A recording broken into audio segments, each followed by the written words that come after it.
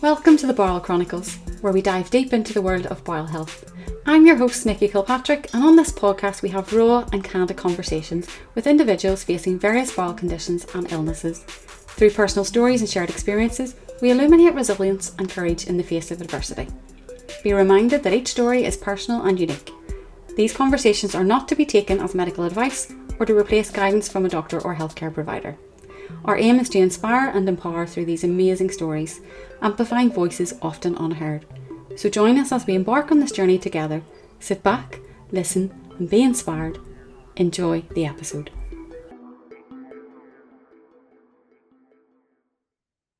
Well, hello guys, and welcome to another episode of the Bowel Chronicles. I'm your host, Nikki Kilpatrick, and today we are joined by the lovely Tayler, live from Oregon, USA. Tayler, it's fabulous to have you here with us today, and I am intrigued to hear so much about your story and just learn a lot more about you. So thank you. Yeah, thank you for having me. I'm super excited and this is going to be great. You're welcome. Tayler, I don't even know how we connected. We'll not even go into that now, but we're following each other on social media, and you're someone who has recently been through surgery. This podcast is all about the bowel chronicles and how bowel conditions impact our lives. And the majority of your life, you have been impacted with several health conditions. So maybe if we can go back to kind of how your bowel was first impacted, how long that had been going on, and like you're just 10 weeks post surgery now. So let's find out a little bit of detail on how that first started for you. Yes, so for me, I was born with a genetic condition called Ehlers-Danlos Syndrome. So that is what I call like my main issue. It's the thing that impacts everything basically. And that is what caused my current bowel issues, current and past bowel issues. It's kind of just been an ongoing thing for my whole life.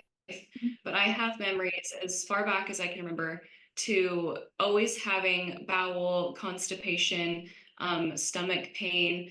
And it would even get to the point where in elementary school, middle school, I would have to be pulled out of class because I was having such intense pain that I was doubled over in my chair. I couldn't focus during class. And so they would pull me out. And I would either go to the nurse's office or go home or just wait it out in the hallway and be missing class time because it was so painful I couldn't sit in class. And I was just told that I was just constipated. I needed to, drink prune juice or Miralax or eat more fiber, but none of that stuff ever helped. And I do feel like my parents did a lot to try and help my bowel issues. But as I got older, you get embarrassed and you don't want to talk about those things. But it was kind of a common known joke with my friends and family that I just don't poop. I don't really go to the bathroom ever. I just deal with it and I never have bowel movements. And Sorry, so can even though I it was can I just pause you there a yeah, wee second? So you're saying like you never had bowel movements? Like would you go and then not go for a week, 2 weeks? What was the situation? it was multiple weeks. So I would like go and then I would have multiple weeks, like 3, 4 weeks that nothing would ever happen. And then I would finally go again. I would occasionally have the feeling like I need to go, but Mhm. then as soon as I sat down, nothing would ever happen. So it was either that I didn't feel anything for multiple weeks, or I would feel like I have to go, but then I couldn't. And so it almost kind of just felt like I was going to have an accident all the time. So I kind of got used to living with that feeling that like it's that feeling right before you have to go and you should be looking for a bathroom, but nothing would ever happen for me. So I would just have to walk around with that feeling and I would never know like if that was a true indication of like, okay, this is your time. Because when I did actually get a window where my body was going to allow me to have a bowel movement, it was literally, I have to go now, otherwise I've missed my window. Yeah, yeah, yeah. And that was really difficult to navigate, especially in school, when you're in class and you have to ask for a pass to go to the bathroom. It's not like I could be asking for the pass multiple times a day because I'm constantly feeling like I have to go. one, the teachers wouldn't let you, and two, that's just really embarrassing to be going to the bathroom Yeah. all the time, even though most of the time nothing was actually happening. I just was going because that's what I feel like I needed to do. Mhm. Wow. So, how was that managed? Obviously, the older you get, it's more difficult to speak to your parents, and it becomes embarrassing and things. But was there a laxative regime put in place that you know that helped, or were you just left?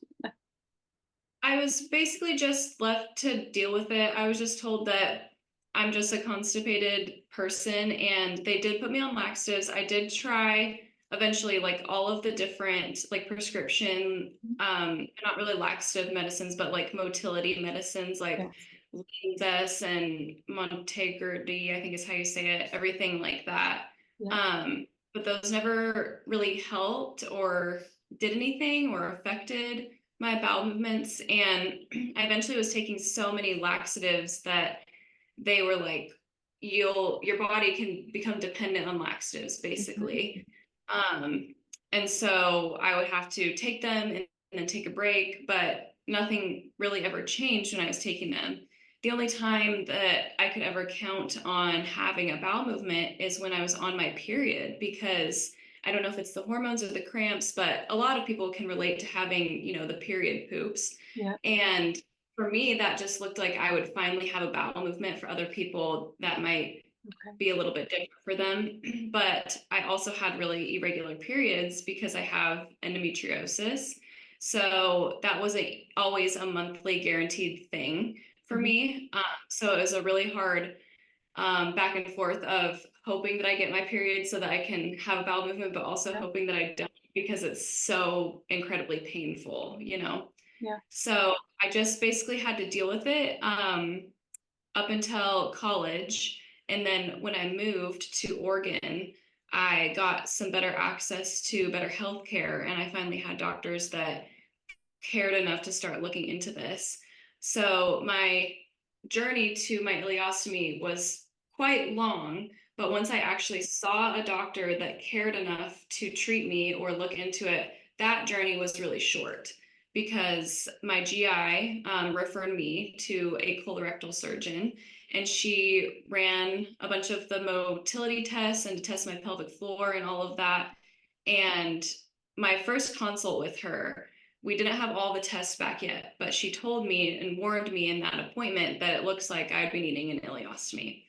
And I think I knew in the back of my head that that was an option, but I wasn't expecting that to be the upfront option. I'm used to doctors moseying their way through Mhm. things and going really slowly and gaslighting young patients. And so for her to bring that up right away, that was pretty overwhelming. Okay. But at that point, I was just so fed up with all the symptoms and pain that I had had my whole life that Mhm. I was willing to do basically anything. Um, and so I did the rest of the tests that we had planned to do. And then she called me at work. And I don't know why I answered because I had a feeling that I knew what she was going to say. But I answered and we had a long conversation about how an ileostomy is the best route. And I basically agreed to it on the phone right then. And then we started trying to schedule surgery after that. Wow. So if we could just go back, Taylor, to your Ehlers-Danlos syndrome, how long ago were you diagnosed with that? Was that something that happened when you were younger? Um, I was not diagnosed when I was younger. Now looking back, I had classic symptoms of it. Mhm. I think I wasn't diagnosed earlier because I didn't have great access to healthcare. Yes. Ehlers-Danlos syndrome was not something that was widely known back Mhm. then. It was still considered a rare disease at that point. I Mhm. have hypermobile Ehlers-Danlos syndrome, which is the most common type, and that is the one subtype that is not rare compared to the other types of EDS. Mhm. So it's there's more awareness now. A lot more people are getting diagnosed now, which is great. Mhm. I was diagnosed unofficially, and I say that because I didn't see a geneticist yet. I was diagnosed unofficially around 2019 by an immunologist and a rheumatologist. Yeah. And then when I moved, I was able to see a geneticist who agreed with the previous diagnosis. Um, and then I did genetic testing to rule out the other types of connective tissue disorders and the other types of EDS to make sure I didn't have, like, for example, the vascular type, which would, put you more in harms, it's more High risk. life threat. Mhm. Yeah. Which I didn't have any of those types in my genetic testing, which was really good. So then my hypermobile EDS diagnosis was official at that point, and that was in 2021. So just a few years ago, is when I got my official And confirmed so diagnosis. did that line up then? Because quite a lot of the symptoms to do with EDS are gastrointestinal, and bowel related. So did that line up for the colorectal surgeon or? I saw my colorectal surgeon at just the beginning of 2024. So I was diagnosed with EDS in 21 and then didn't see my colorectal surgeon until 24. So I still had about 2 to 3 years where I was kind of just in limbo. Mhm. And my primary care physician was the one who was trying to manage my laxatives and my medication. Mhm. Um, and then when all of that wasn't happening, it probably could have gone a little quicker, but my primary care retired and I had to get a new one. And then they had to refer me to a GI. And of course, that GI wants to redo everything in case it wasn't done correctly. So I had to redo things a few times to make sure that I was covering all my bases.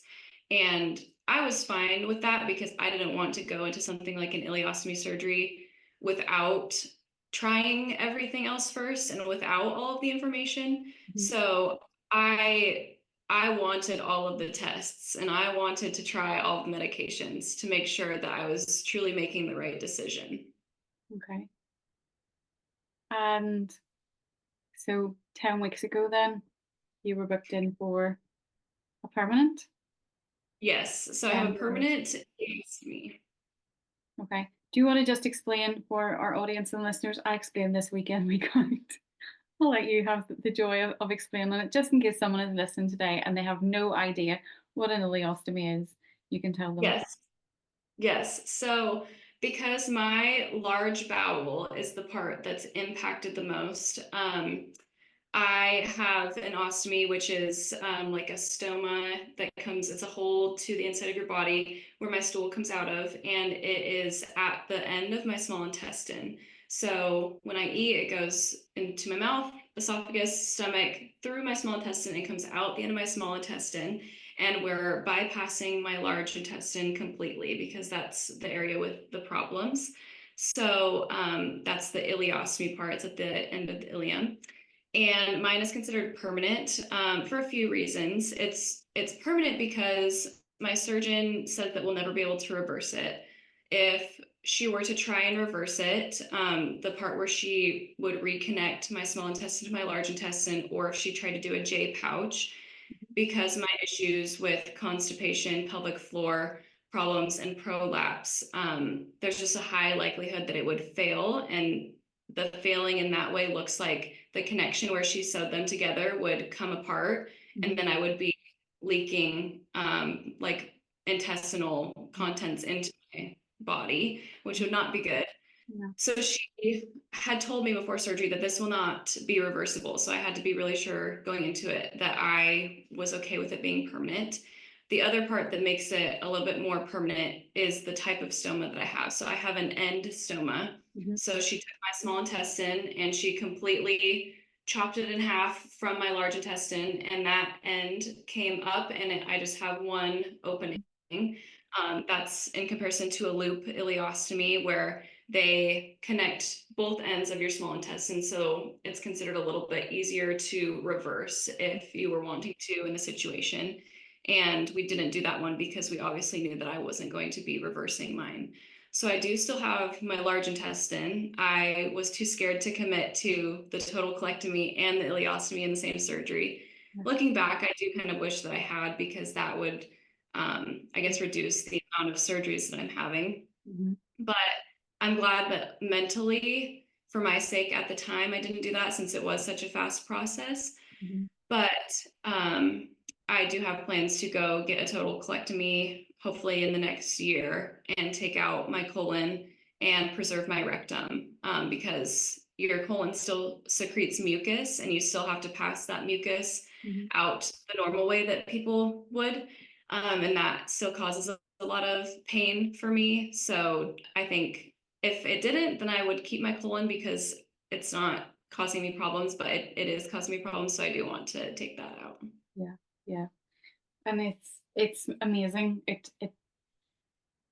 just baffles me how amazing the body is in that even though your bile is the large bile is disconnected, it still works, it still does maintain its purpose that it was created and its main job. It's unbelievable. But yes, it does cause problems, sadly. But yes, so well, if you have to go through that within the next year, which will be the better option probably for you, we obviously would wish you all the best with that, and I'm sure you will smash it. I can't believe you're sitting here at 10 weeks post surgery, looking amazing, and sharing your story with us. You've been so inspirational, and your social media is incredible.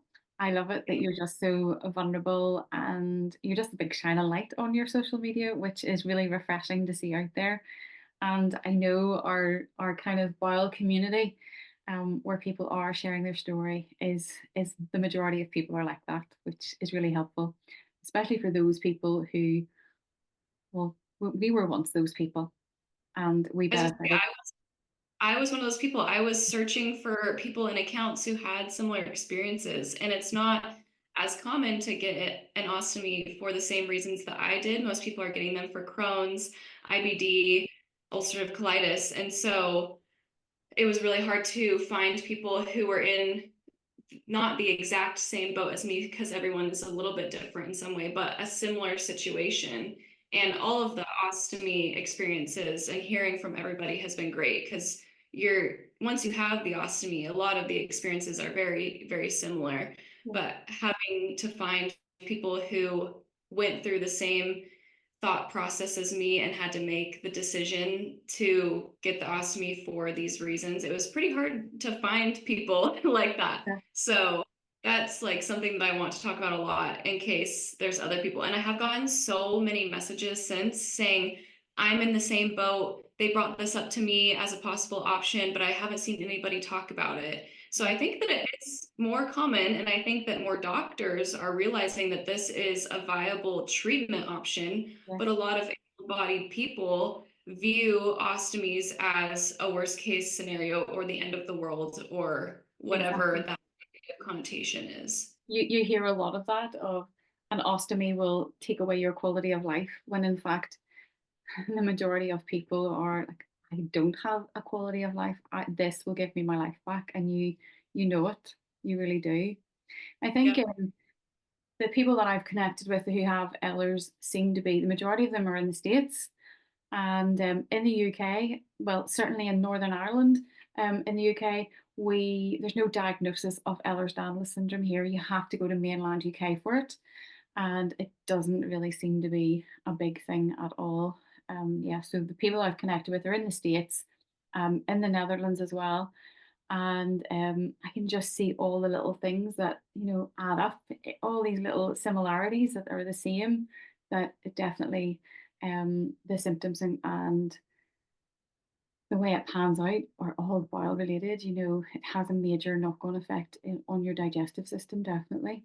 So, Taylor, since surgery, since 10 weeks, how have you been doing? I have been doing amazing. It has been such a night and day difference. I don't have the heaviness, the pain, the symptoms, except for that a little bit of pain with the mucus, but Mhm. that's not all the time. It's just when it's trying to pass. Before I would have pain all of the time, 24/7, and I didn't even realize how painful it was because I think my brain just became desensitized to it. Mhm. I was just so used to it all the time. And something that I did before surgery was I recorded myself talking about my pain and symptoms and experience every time that I had thought maybe if I had an ostomy, this wouldn't be happening. And that was so helpful for me, because I would start to second guess and gaslight myself and say, well, maybe it's not that bad. Maybe I can just live like this. And now, post surgery, that I'm watching those videos back, I feel so sad for that person before surgery because I can't believe that I was allowing myself to live like that and be okay like that. It's so wild to me that I was tolerating that level of pain and symptoms and low quality of life Mhm. for so many years. Yeah. But you just become accepting, you get gaslit so many times, you present yourself at the ER so many times, you beg, you cry for people to help you, and you feel like you're getting nowhere. And I don't know, is there so many tick boxes that you have to hit? Your mental health has to plummet. There's so many things before you actually do get noticed. Sadly, you know, you lose some of your life. For me, it was 3.5 years of, I cannot go on like this anymore. But 3.5 years ago, I wouldn't have been ready for surgery. Mentally, I wasn't ready for surgery. But whenever it came, it was within a week. It was planned, but it was within a week. And people will say, were you okay with that time scale? Would you do it differently? I don't think I would do it differently. It was just Yeah. enough time for me to get ready and get into hospital without thinking too much of it. But in the back of my mind, I had mentally prepared for it for the last year, unbeknown to me, by watching other people, listening to other people's stories. And I think that was the biggest thing for me. And I suppose that's the heart behind this podcast of sharing positivity, sharing that there can be life after an ostomy, because, yeah, there will be another Nikki Kilpatrick out there. There will be another Taylor out there that will listen to this and will just need to hear your story because it will resonate with them. Yeah. So I'm so glad that you're getting your life back 10 weeks post surgery and you're doing great. Are you back into, like, are you doing your everyday activities? 10 weeks, I'm Oh like, yeah. not so keen you're on gardening yet, are you? Oh yeah. Yeah. I feel 100% recovered. Looking like now that I'm 10 weeks, I felt probably 100% recovered weeks ago. I bounced back so quickly from surgery. I think it's because it was needed so badly. Like my body was in such a state of disruption and pain all the time. I was playing pickleball 1 week post surgery. I have a video of me playing pickleball 1 week post surgery, What? and I eventually got tired and I eventually started to hurt. And so then I sat out.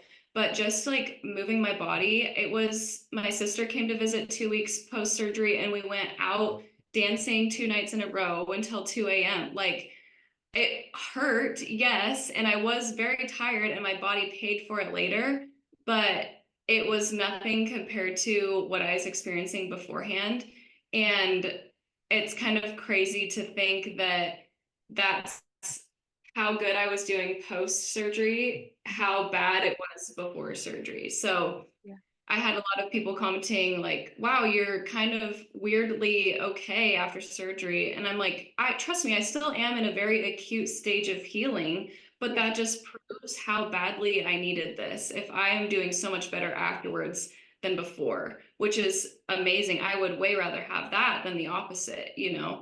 So I'm just really glad that I made the right decision. And I think physically I would have been ready for that surgery earlier, but mentally it was a good time frame, like you were saying. And my surgeon told me, this isn't a life threatening, as in it's going to kill you soon. So you could put it off if you wanted to. Mhm. She said, but if you do it now, you are making the choice for yourself and your body, and you can take the time mentally to process. If Yeah. you put it off, then it can become an emergency and it can become something done in the ER because of a blockage. Because I Mhm. was starting to experience a lot of blockages and a lot of obstructions. Mhm. So she said it's just a matter of time until one of those puts you in a position where you have to have an emergency surgery. And there's no guarantee that I will be your surgeon, the person that you trust. There's no guarantee it'll go right where you want it to. You won't be mentally prepared, all of those things. So I'm really, really glad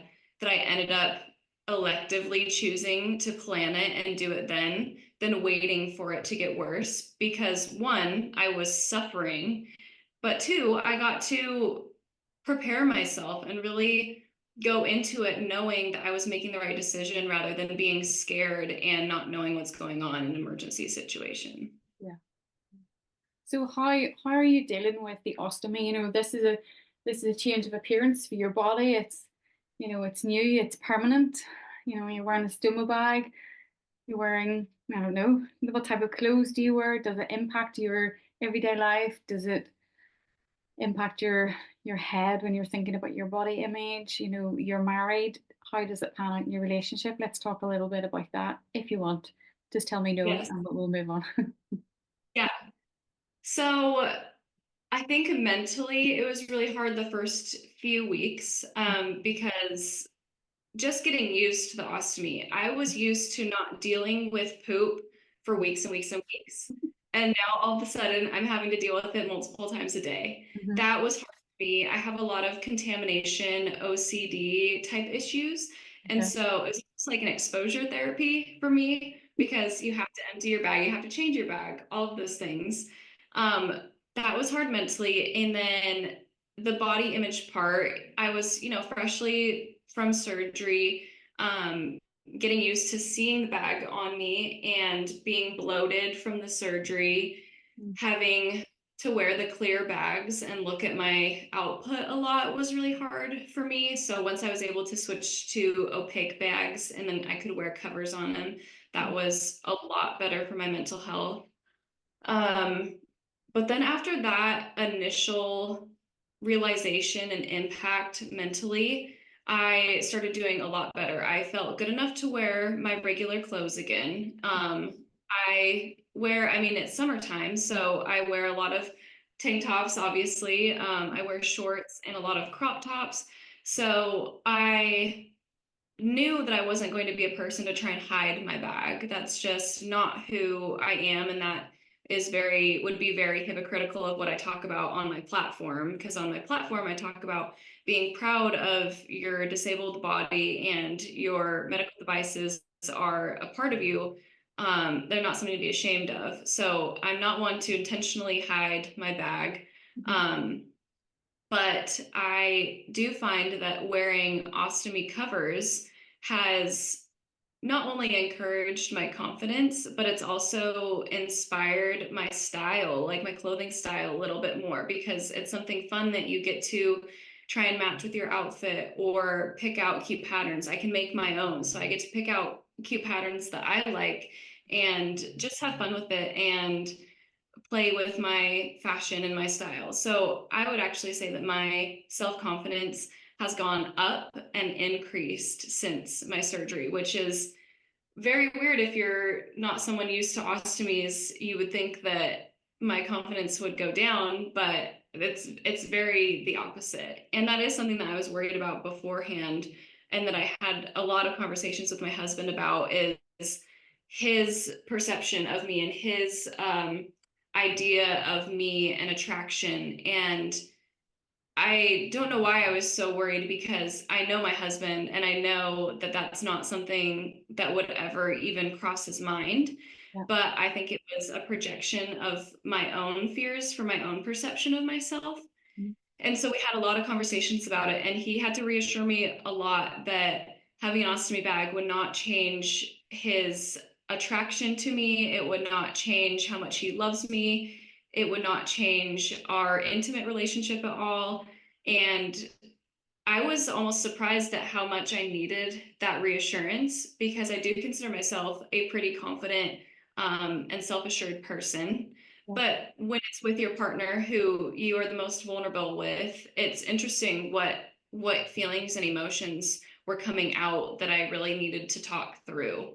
Mhm. So after surgery, I almost all of those anxieties went out the window because I realized that it wasn't that bad. It wasn't as scary as I had made it out to be. And then obviously his love showed through me in his acts of service and how he took care of me and his words of affirmation. And none of the way that he had shown affection for me before had changed after surgery. So that just immediately blew all of the time I spent worrying beforehand away. But yeah, I do think that I was very scared it was going to impact my relationship a lot, but it hasn't really at all, which is really nice to know now. Wow, what a beautiful story. I was nearly crying there. I was just having a real moment. It's absolutely beautiful. I love it. And he's been with you through so much, and he knows what this surgery meant, what it has actually done for your relationship, probably for the better. It's probably even better now than it was for the last number of years. So that is totally amazing. And you touched there on your ostomy bags. You have a new business up and running, don't you? I do, And yes. I let's talk a awesome. little bit about that. Yeah. Yeah. So I made a few covers for myself before surgery when I knew that I was going to have it done. Um, because I knew that I was going to need something to get me through it mentally. I knew that I was going to need something to just help my sense of style and feel comfortable wearing the clothes that I have. I didn't want to get a whole new wardrobe. I Mhm. didn't want to hide my bag.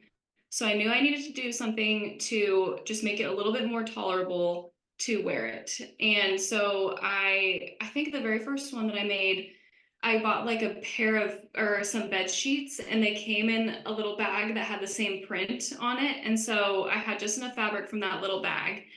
So now I have a bag cover that matches some bed sheets that I use, which is kind of funny. It was a nice floral pattern. And I one barely was knew how to sew before that. I have a machine that my grandma bought for me in years ago, 2015, from an estate sale for like $5.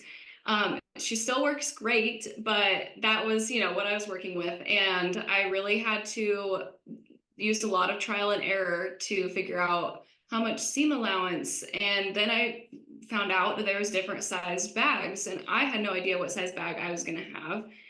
And I barely had any idea how the bags worked. So I sewed quite a few dud bags, which I still have and I still will use because I really like the fabric. But I'm a lot better now that I've had a lot of practice. And it's crazy to think that that was only 4 months ago at most that I sewed my first bag.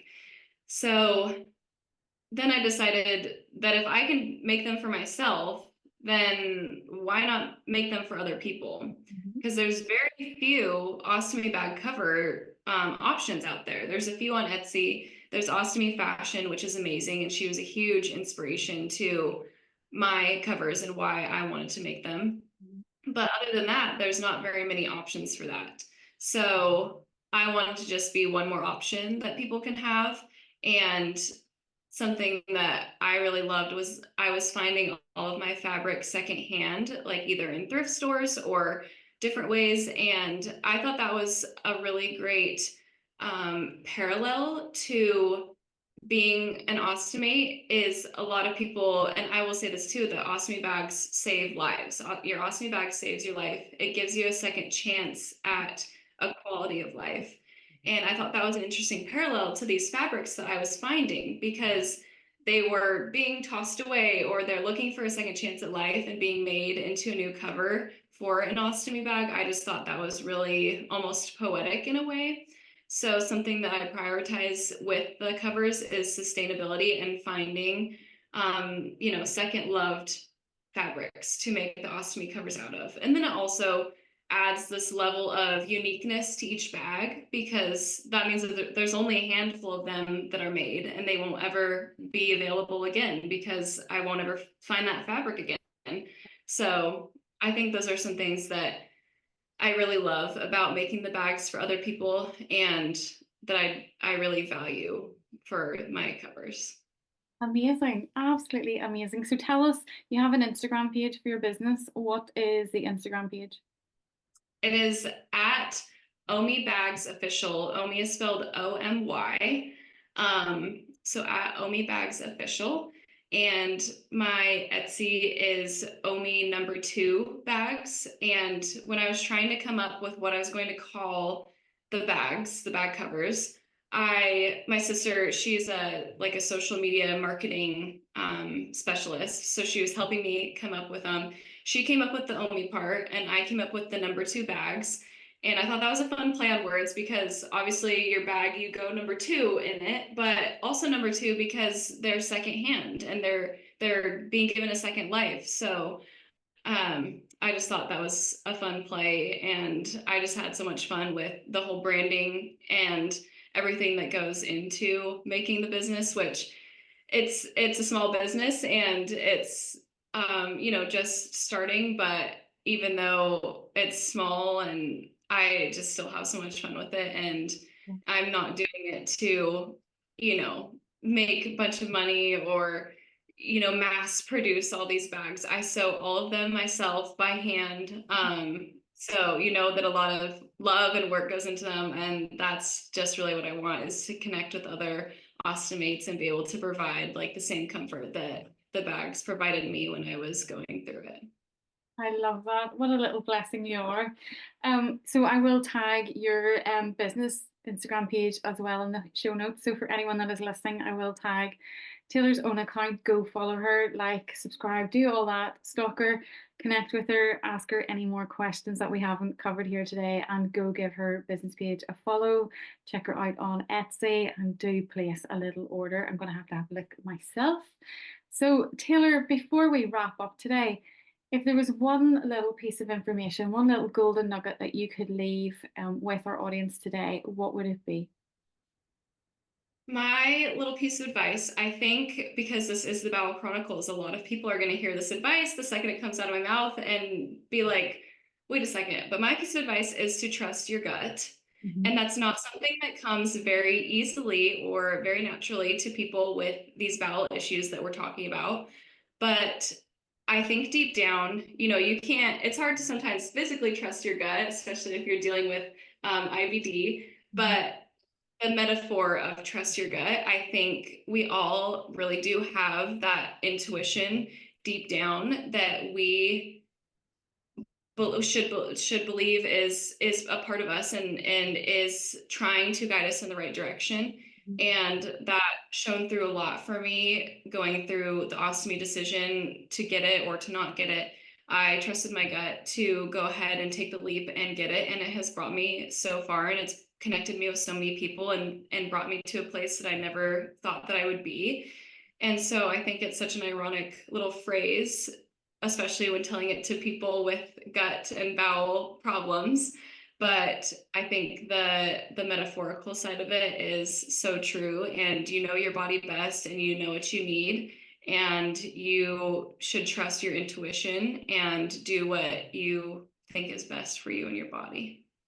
Love it. Absolutely love it. What a little golden nugget. And I'm not gonna comment on it. It doesn't need any comments. You've done it justice. And we'll leave it there. Taylor, thank you so much for taking time out of your day to come here, share your story, and just get it out there, let people hear it. So we wish you all the best with your business and with your social media as you build and you share your journey and any future surgery that is coming your way. We wish you all the best. So go give her a like, give her a follow, guys. That is us from me and Taylor today. We are over and out. Don't forget to come back next week when we will have another episode airing for you. So thank you, Taylor. Thank you so much.